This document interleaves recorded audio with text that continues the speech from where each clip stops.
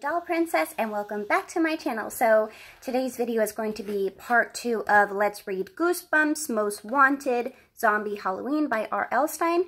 So in part 1 of the video, I had never filmed that much or that long of a video before, so I reached the highest level capacity that it would let me film, and it just totally stopped the video. So I apologize. But today we're going to continue off where we left off in chapter 7. And I'm just going to start at the very beginning because I know in the first video it kind of stopped me reading at one point into the chapter. So just to start off fresh, we're just going to start off on chapter 7 itself at the beginning. Okay. No! Oh no! A cry escaped my throat. I dove beside Ivy and stared down at my brother, at the arms sticking out so lifelessly under the large box. And then I heard Anthony giggle. Ivy and I blinked at each other. I raised both hands and gave the carton a push. It practically flew off Anthony. It was light as a feather. Anthony raised his head and grinned. "Were you scared?" He laughed again and scrambled to his feet before I could punch him. My heart was still pounding. "You scared Ivy and me to death, you creep." That made him laugh harder. I picked up the carton. It was empty. It couldn't crush an ant. "Can we go upstairs now?" I asked Ivy. She wasn't looking at me. She was squinting down at the floor. "What is that?" She pointed. I swept the flashlight beam down to where she pointed. It took me a few seconds to focus my eyes. "It seems to be some kind of handle," I said. Ivy squatted down to examine it more closely. "A handle in the floor?" Anthony and I joined her. I aimed the circle of light at it. "A trap door," I said. "See, it's a trap door in the floor. You pull up the handle and..." Anthony dove across me and grabbed the handle. "Let's see what's down there." "No, wait!" I tried to pull him back. "Maybe we don't want to." Too late. Anthony tugged and the trap door slid open. He pulled it all the way up until it stood on its own. We stared into the square opening. I could see a rope ladder that led down into total darkness. "How weird," Ivy murmured. "It's a basement under the basement?" "Anthony, we don't know what's down there," I said. Ivy leaned over the opening. "Can't see a thing from up here." "Let's go," Anthony said. He lowered himself into the opening and grabbed the rope ladder with both hands. "Anthony, no!" I shouted. But when does he ever listen to me? I tried to pull him away, but he was already making his way down the ladder. I could only see his head and shoulders. "Come on, follow the leader," he cried. "Oh, come on, follow the leader," he cried. He disappeared from view. I turned to Ivy. "Are we going down there?" "It's an adventure," she said. "How can you resist a secret room under the basement?" "Easy," I said. I peered into the hole. "Hey, Anthony," I called down. My voice echoed from somewhere down there. "Anthony?" I couldn't see him at all. I swung the flashlight and aimed it into the hole. "Anthony, where are you?" "Hey, I can't see you. Where are you?" "Anthony, come back up here." I darted the flashlight all around. No sign of him. My heart started to pound. I suddenly felt cold all over. "Anthony?" And then I heard a shrill, terrified scream from far below. "Help! It's got me! It's got me!" I turned to Ivy and rolled my eyes. How many times is he going to pull this joke? How many times is he going to pull this joke? I said. She nodded. "I don't believe him either. He's a complete fake." "Anthony, you're not fooling us," I shouted down into the opening. "Not for a second. Come back up here and stop trying to scare us." Silence. Ivy leaned into the hole and cupped her hands around her mouth and shouted, "Anthony, you're not funny. Anthony, come back here. Come back here where we can see you." Silence. "Anthony," I called, my voice growing shrill. Anthony! Hey, Anthony! And we're at chapter 8. Ivy and I waited, our eyes focused on the darkness below. My heart began to pound. The silence rang in my ears. Finally, Anthony stepped into the light. He gazed up at us, a big grin on his face. I didn't scare you? Are you lying? We're not lying, I said. You tried it once too often. Now get back up here. No, you come down, he insisted. It's kind of strange down here. Strange? Ivy called. What do you mean? Anthony motioned us down. Come here, you'll see. Ivy shrugged. She moved into the opening and grabbed both sides of the rope ladder. I watched her lower herself down a rung at a time. I had a bad feeling about this, but of course I had a bad feeling about everything in this old house. I kept asking myself, why would there be a basement under a basement? Did the past owner of this house have something he needed to hide? I grabbed the rope ladder. My feet fumbled for the rungs. I'd never climbed on a rope ladder, and it was shakier and more difficult than I imagined, especially while gripping a flashlight in one hand. But I made it to the bottom, let go of the ladder, and took a few steps back and glanced around. My eyes followed the light of my flashlight. There's nothing down here, I said. It's completely empty, just walls and a dirt floor. Ivy squinted at my brother. Anthony, why did you think it's so interesting? He pointed. Look. I swung the light around. The bare walls gave way to a dark, narrow passage. It seemed to go on forever. A tunnel? I murmured. Yes, this isn't a room, Anthony said. It's a tunnel. Ivy squinted into the light. A long tunnel under your house. Where does it lead? Let's follow it, Anthony said. He started to trot into the dark passage. Wait, I said. Let's think about this. Maybe it leads to some fantastic caves, he said. Maybe it leads to the ocean. Ivy and I laughed. That would be a very long tunnel, she said. Franklin Village is miles and miles from any ocean. I thought hard. I gazed up at the trapdoor opening high above us, and then I followed the floor to the tunnel. I think I know where the tunnel leads, I said in a whisper. Where? Ivy asked. To the graveyard. We're at chapter 9. Ooh, it's spooky. Anthony laughed. How do you know? Yes, how do you know that? Ivy said. You're just guessing, Mario. I nodded. Right, I'm guessing. But look at it. It leads toward the street. And what is across the street? The graveyard. Anthony grinned at Ivy. Now we have to follow it, just to prove Mario wrong. He took off, trotted into the darkness of the narrow tunnel. No, wait, I called. But Ivy followed him. I had no choice. Wait up. My light beam swept from side to side as I kept it ahead of us. The tunnel was so low we had to duck our heads. The walls and floor were dirt. Our shoes kicked up dust as we ran. I can't believe we're doing this, I said, breathing hard. If Mom knew about this, she'd kill us. We're just exploring, Ivy said. What is the big deal? Maybe there's pirate treasure hidden at the end, Anthony said.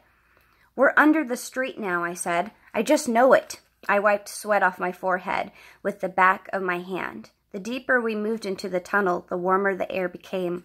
The smell of dirt started to choke me. The tunnel curved a little to the left. I kept the light beam on the floor ahead of us. My loud breaths echoed off the dirt walls. All three of us stopped when we heard the sounds. I tried to swallow, but my mouth was too dry. Anthony and Ivy were breathing hard, too. We had our eyes straight ahead, listening hard. Were those animal growls? I heard the scrape of footsteps on the dirt. I aimed the light straight ahead, but I couldn't see anything in the deep darkness. I gasped when I heard a loud groan, and then a cough. We're not alone down here, I stammered. My hand shook. I almost dropped the flashlight. The scraping footsteps came closer. Let's get out of here, I whispered. But all three of us were frozen to the spot, our mouths open, breathing hard in the dirt-choked air, listening. Okay. Should learn not to sit on my feet, because then they start falling asleep. Okay. We all cried out as the hunched figures staggered into view. Were they people? They walked on two legs, but they grunted and growled like animals. I swept the light from face to face, and every muscle in my body tightened in horror. Their faces were twisted and ugly. Some had missing eyes. Some had big patches of skin rotted away, the gray skull showing through. Their clothes were tattered and in filthy shreds. Their feet were bare and all bone, skeletal feet, no skin at all. Zombies? Ivy whispered. She grabbed my arm. Dead people, walking from the graveyard. Grunting, they shuffled towards us. They were only a few feet from us. Staggering closer, frightening thoughts flew through my mind. This tunnel must be their hiding place, where they can travel safely without being seen. But why are they moving toward us now? Because they're hungry? Anthony seemed paralyzed by the terrifying sight. I squeezed his shoulder hard and tugged. Let's go! Move! Ivy was already running hard, kicking up dirt as she raced back to the trapdoor.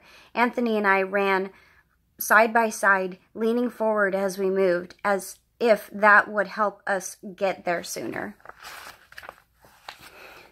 The light from the flashlight twisted and jerked like flashes of lightning in front of us. Over my hard, heavy breaths, I could hear the shuffling, bony feet of the zombies. Hear that hungry grunts, their animal groans? Were they catching up? I didn't dare to turn around to see. Our pounding shoes kicked up dirt. A gust of wind through the tunnel made it swirl around us. I choked on it. My eyes were burning and dripping tears. Ivy stopped and covered her face, coughing from the dirt. I pulled her toward the trapdoor. Don't stop. We're almost there. Our shoes pounded the tunnel floor. Finally, I could see a square of light above us. The trapdoor, I said, my voice a hoarse whisper. Hurry! My heart thudded in my chest. I grabbed the sides of the rope ladder. The ladder swung back and forth, but my foot found the bottom rung. I gripped the sides tightly and began to pull myself up to safety. No! A scream escaped my throat as the ladder broke off. It came loose at the top. I was still screaming as I hit the floor hard, and the ladder crumpled down on top of me. Chapter 10. On my back on the floor, I thrashed my arms and legs, trying to untangle myself from the fallen ladder. Ivy and Anthony grabbed the ropes and tossed the thing aside. I jumped to my feet, grasping for breath, and stared up at the opening so far above our heads. Safety up there, and no way to get there. No way to escape the grunting, decayed bodies shuffling and staggering toward us. Get back! Stay away! Anthony screamed at them, but they just kept coming. Could they even hear us? I squinted into the dim light. Most of them had lost their ears.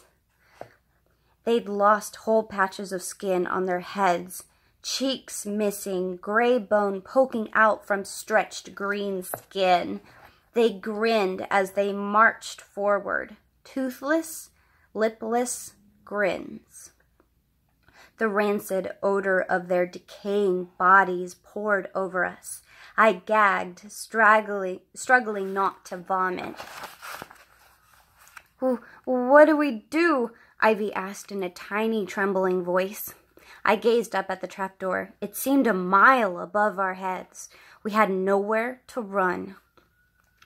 I could only stand there, my whole body shaking. Could only stand there and watch as the hideous figures, their toothless mouths bobbing up and down, surrounded us, grunting with excitement. A tall, hunched guy with half his face rotted away, one eye hanging from its socket, reached a bony hand forward and grabbed me by the throat. I heard Ivy and Anthony scream in horror. A sharp cry escaped my mouth as the hideous undead creature pulled me to him and lowered his head to my shoulder to feed on my flesh. We're at chapter 11. "No, please, no, please!" He ignored my choked cries. My knees sagged. My whole body went limp. I shut my eyes and prepared for the pain. He lifted me off the floor, held me by the throat. His rotted brown teeth clicked several times and lowered to my shoulder. "Hey!" I uttered a confused cry as the creature tossed me away.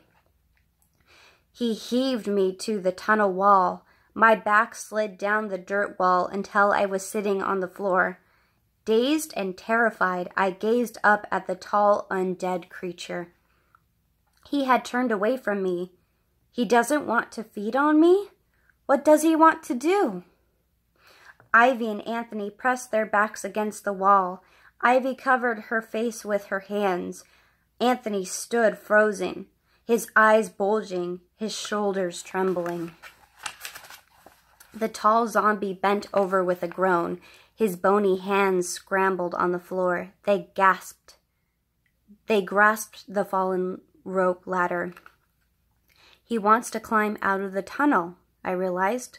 The zombie turned himself around, his dangling eyeballs swinging in the air. Then he raised the ladder toward the square opening above.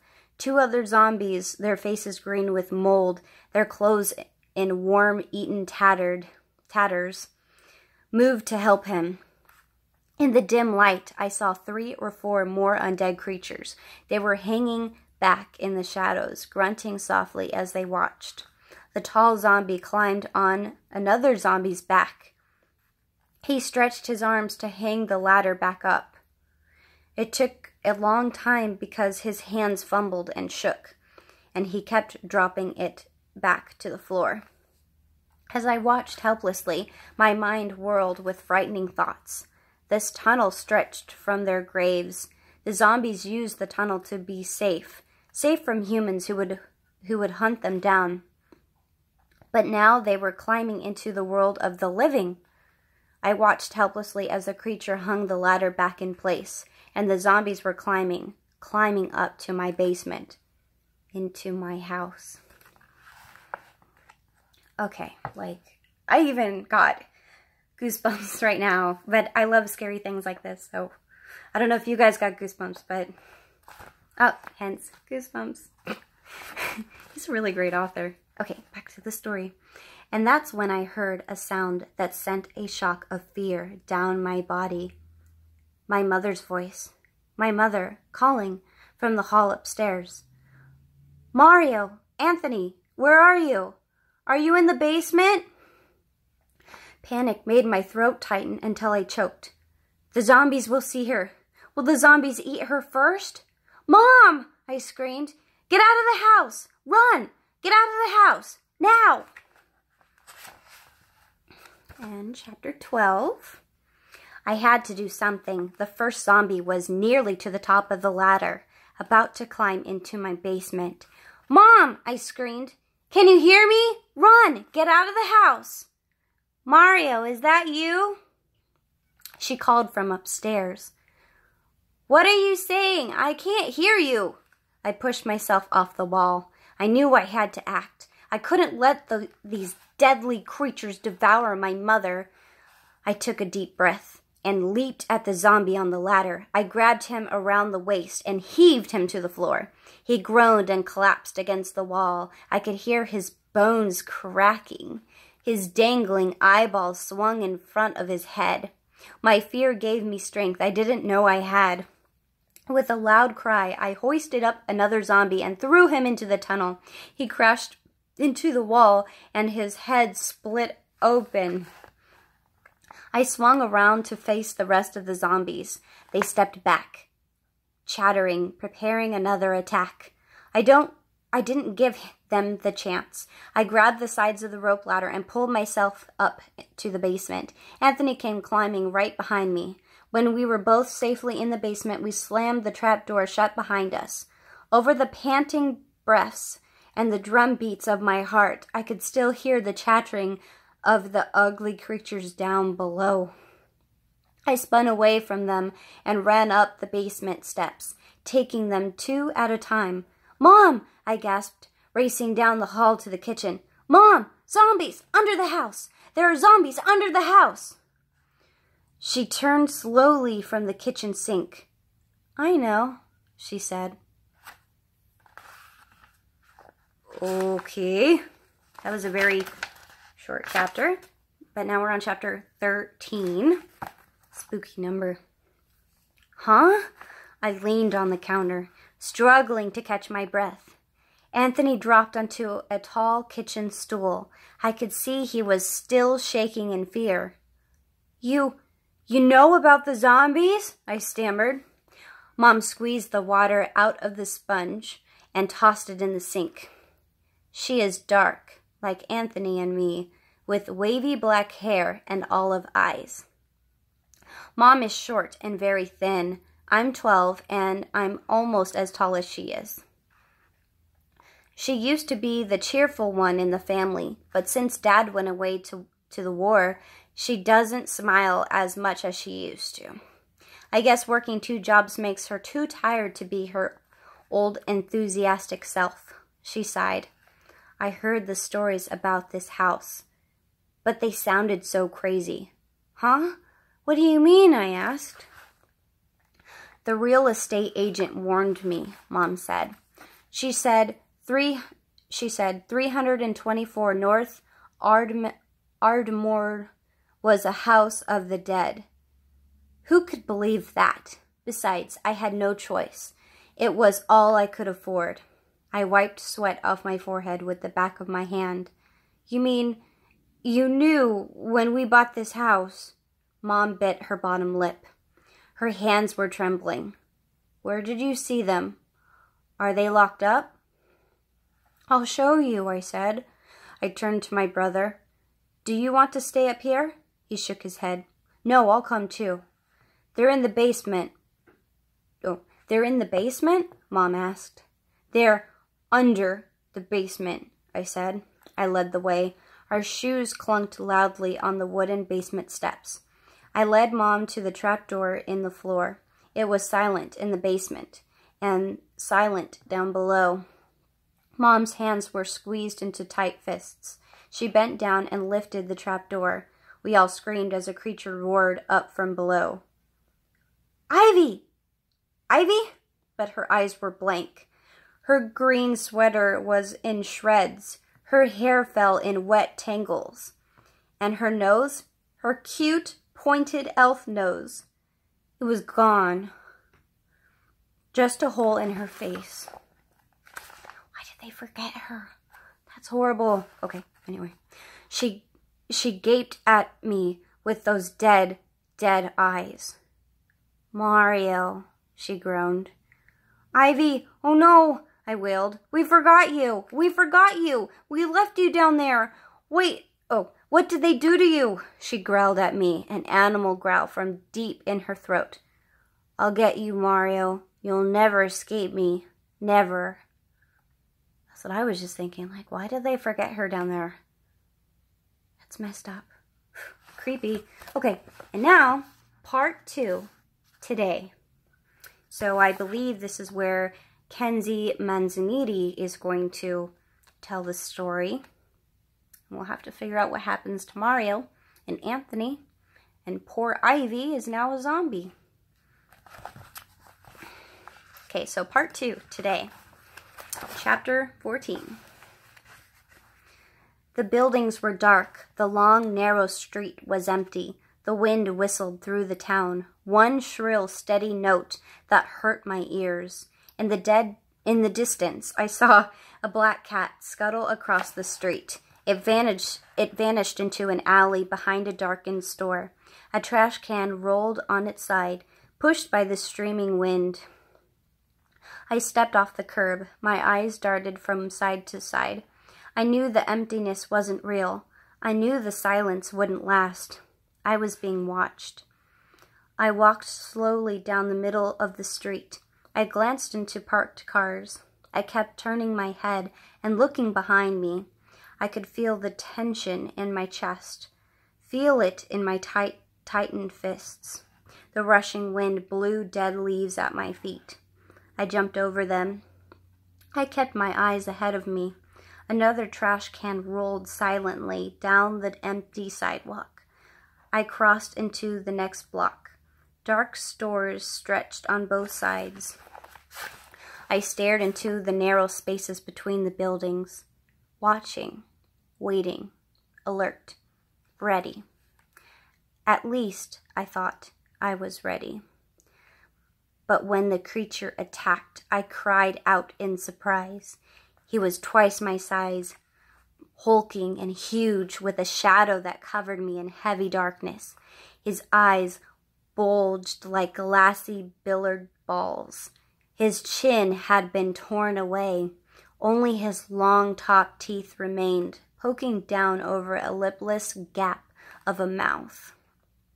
The creature's stringy hair hung limply at the sides of his pale green face. I could see fat black insects trapped in the tangles. He raised huge fists as he leaped on me, his hands swollen like overripe melons. He uttered a low animal grunt and tried to wrap me up in his enormous arms, pull me into the decayed flesh of his belly. "No way, zombie," I screamed. "No way!" I ducked my head under his enormous chest and shot forward, a powerful headbutt that made him grunt. He doubled over, drooling pouring down his half-missing face. I smashed both fists into his belly, which collapsed like a deflated balloon. He grunted again and toppled backward onto the sidewalk. Squeezing my fists, I stepped over him. I took 2 more steps and saw a pack of zombies scramble out from between the buildings. They glanced up and down the street. It didn't take them long to see me. Groaning, rubbing their bellies through their tattered clothes, they staggered toward me, their bulging eyes revealing their hunger. They bleated like sheep as they came at me. I could feel them tugging at my mind, some kind of mind control power holding me in place, trying to keep me helpless, unable to move. I shut my eyes and tried the head-butting trick again, against a frail-looking zombie, thin as a potato chip. But this time, I missed his chest, my head hitting the air. 2 other creatures leaped on my back. I swung my arms and struggled to keep my feet. But they were surprisingly strong. They had me on my back, and then they all swarmed at once. Bony hands pawed at me. The grunts and groans rang in my ears. I screamed as their sharp fingers punctured my chest and ripped it out. Punctured my chest. Oh, and ripped it open. Sorry, they ripped his chest open. I kept screaming as they lowered their ugly heads and began to feed. Chapter 15. So it's also getting towards the end of the video of where it will just stop recording. So I'm going to stop here on part 2 of Let's Read Goosebumps Most Wanted Zombie Halloween. And we will continue with part 3 on chapter 15. I'll see you guys in the next video. Bye!